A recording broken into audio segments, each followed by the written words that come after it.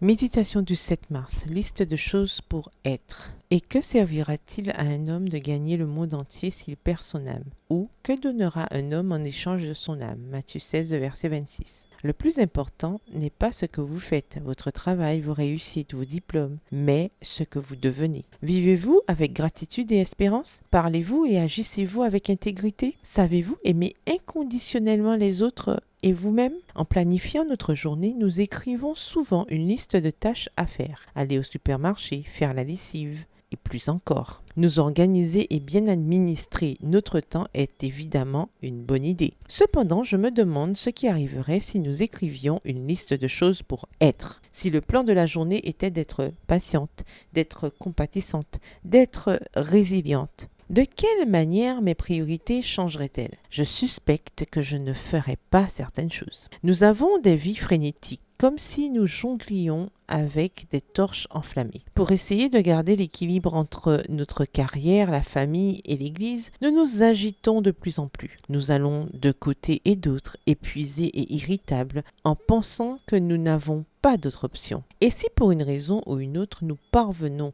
à passer quelques minutes sans rien faire, nous nous sentons coupables. Dieu veut nous libérer de cet esclavage productiviste. C'est pourquoi il nous appelle au silence et au repos, voir Matthieu 11 et versets 28 à 30. Il nous invite à faire en sorte que notre priorité soit d'être et non pas de faire. Dieu ne dit jamais à son peuple « Dépêchez-vous, bougez-vous plus vite », écrit Cindy McMenamin dans When Women Long for Rest, When You're Running on Empty. Quand les femmes aspirent au repos, lorsque vous roulez avec le réservoir vide. Les paroles de Dieu sont plutôt « Sois tranquille, attends, repose-toi ».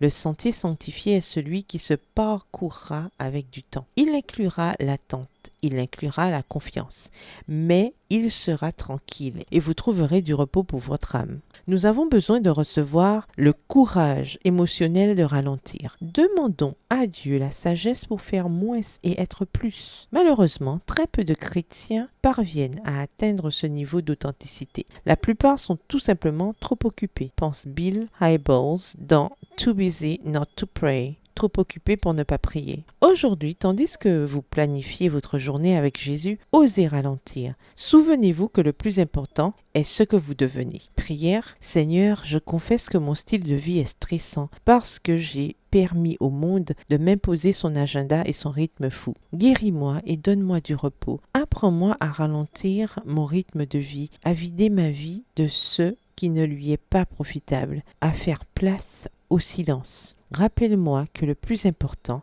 est ce que je deviens. Amen. Bonne journée, que l'Éternel vous bénisse.